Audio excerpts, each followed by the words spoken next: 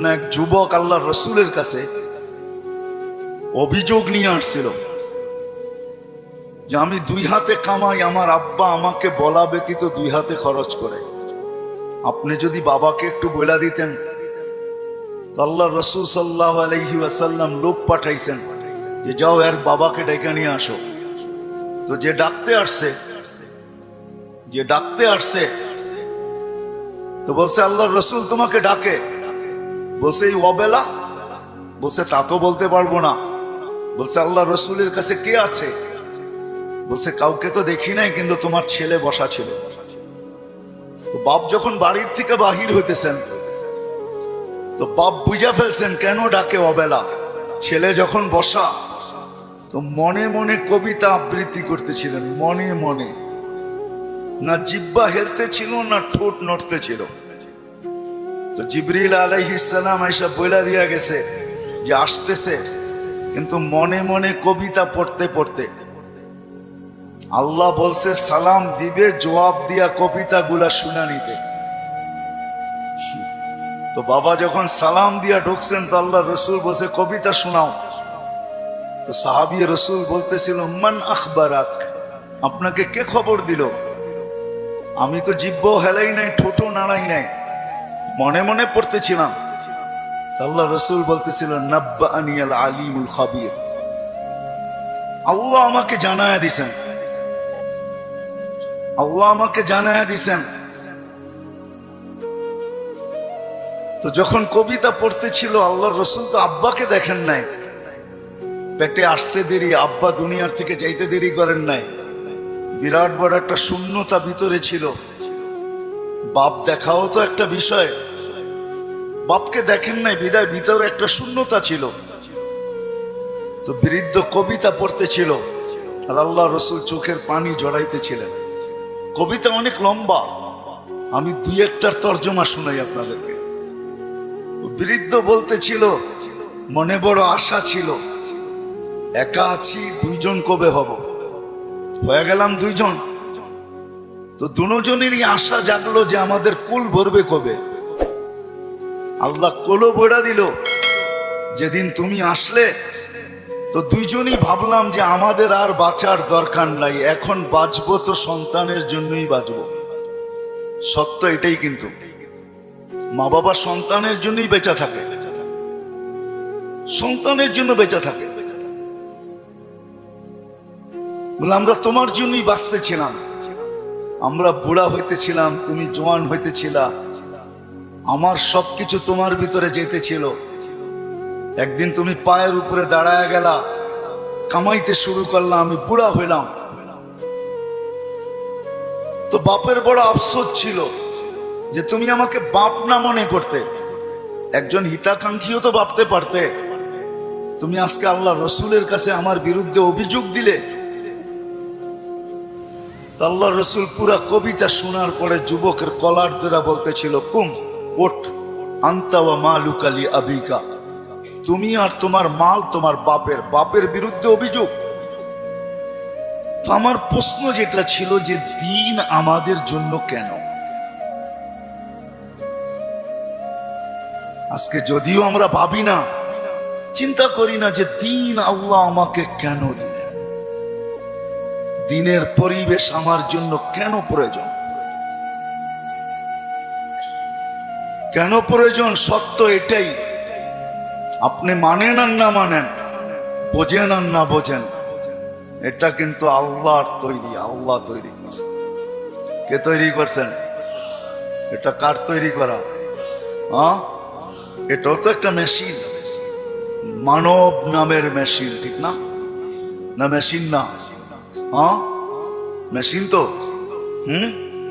এটা যতগুলা কাজ একসাথে করতে পারে, দুনিয়ার কোনো মেশিন মনে হয় এতগুলা কাজ একসাথে করতে পারে না, ঠিক না?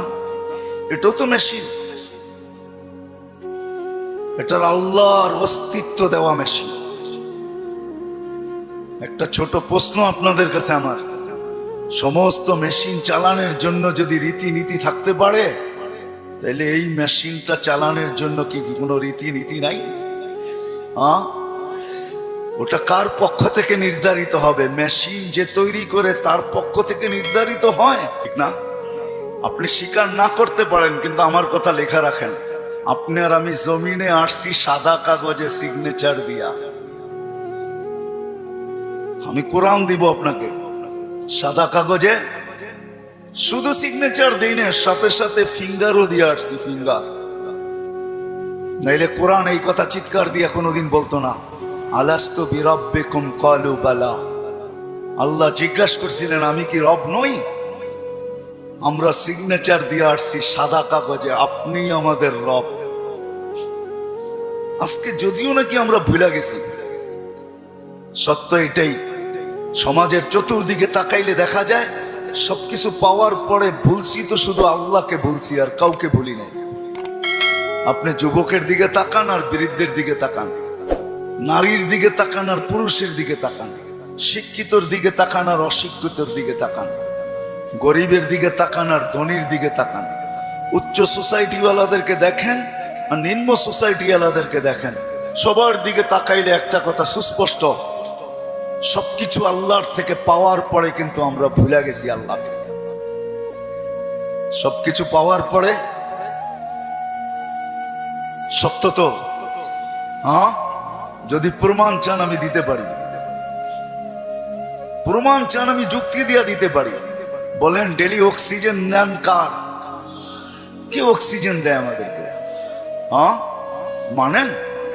হ্যাঁ, আমার তো বুঝে আসে না আপনাদের এলাকায় ঢোকার পরে যে উন্নত বিশ্বের কোনো লোককে যদি এই এলাকায় ছেড়ে দেওয়া হয়, বা ঢাকা শহরের ঘনবসতি এলাকাগুলাতে ছেড়ে দেওয়া হয়, বা পুরান ঢাকার কোনো গলিতে ঢুকাইয়া দেওয়া হয়, ও মনে হয় বাহির হইয়া ভাববে যে এইখানের মানুষ অক্সিজেন নেয় কি করে, ঠিক না? মনে হয় বুঝাইতে পারি না, কিন্তু আমাদের নিতে কোনো অসুবিধা হয়? হ্যাঁ, আপনার গলিতে অক্সিজেন কে ঢুকায়? হ্যাঁ, কাটটা নেই, প্রতিদিন কার অক্সিজেন কতটুকু নেই জানি?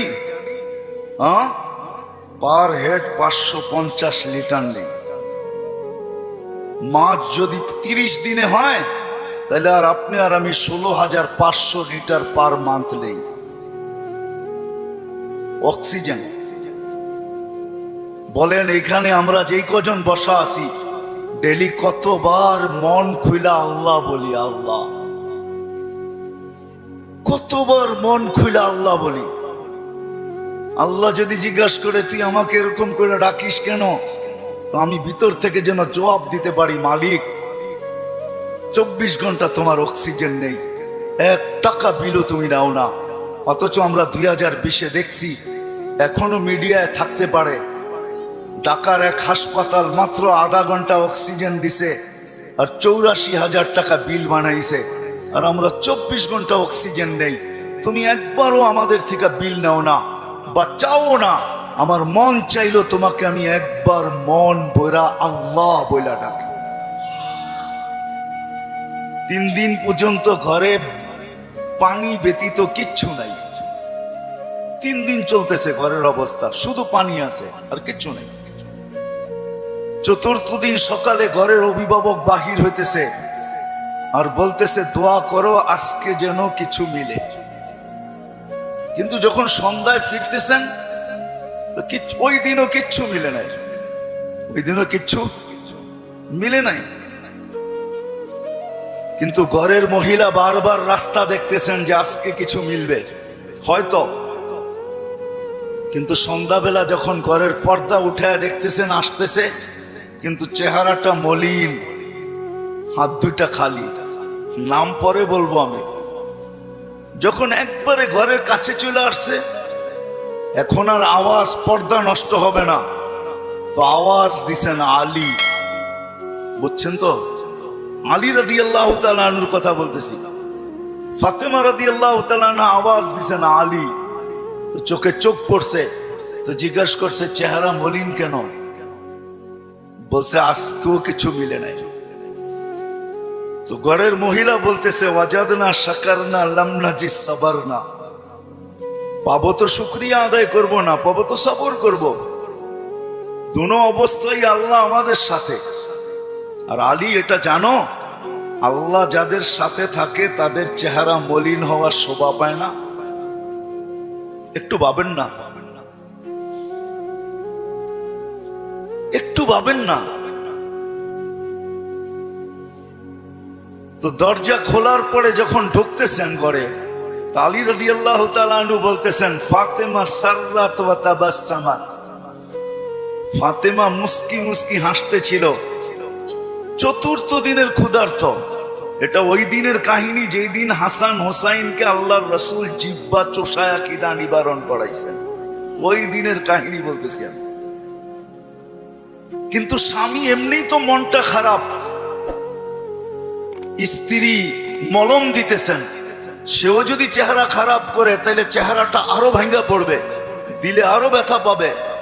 তো প্রথম সান্ত্বনা দিছে, আলী পাবো তো শুকরিয়া আদায় করব, না পাবো তো সবর করব। দুনো অবস্থা আল্লাহ আমাদের সাথে। আমাদের জন্য শোভা পায় না যাদের সাথে আল্লাহ থাকে চেহারা মলিন হোক। স্বামী যখন ঘরে ঢুকতেছেন, আলী রাদিয়াল্লাহু তাআলা আনহু বলতেছে, ফাতেমা সাররাত ওয়া তাবাসসামাত। ফাতেমা মুস্কি মুস্কি হাসতেছিল, আমার আগমনে খুশিতে নাচতেছিল। আলী রাদিয়াল্লাহু তাআলা আনহু বলতেছেন, আমি আর নিজেকে ধরে রাখতে পারি নাই। তো আমি কাঁধে হাত রাইখা দোয়া দিতেছিলাম, রহিমাল্লাহ, আল্লাহ তোমার উপরে রহমত নাযিল করো। বলেন এই সম্পর্কটা কতটুকু সুখী? আমাদেরও তো এরকম একটা সম্পর্ক আছে। যদি আমরা তুলনা করি তাহলে ওই সম্পর্কটা কতটুকু সুখী, আমরা কতটুকু সুখী। আমি কিন্তু অনেকগুলা জিনিস দেখায় বুঝাইতে চাইতেছি।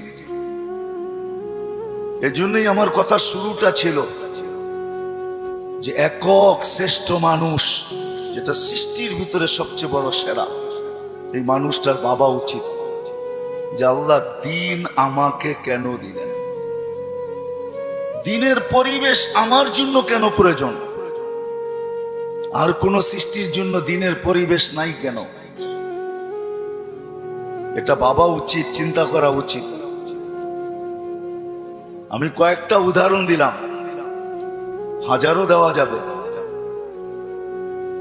অথচ মুসা আলাইহিস সালাম আল্লাহকে জিজ্ঞাসা করছেন, আমার জান্নাতের বন্ধুকে? তা আল্লাহ বলে কসাই। মুসা আলাইহিস সালাম ঠিকানা চাইছেন যে আমার জানা দরকার, কসাই এত বড় উচ্চ মর্যাদায় কি করে উঠলো, কি কাজের বিনিময়ে উঠলো যে আমার জান্নাতের বন্ধু হবে। তো মুসা আলাইহিস সালাম যায় দেখছেন, পুরা কাহিনীকে আমি শর্ট করতেছি,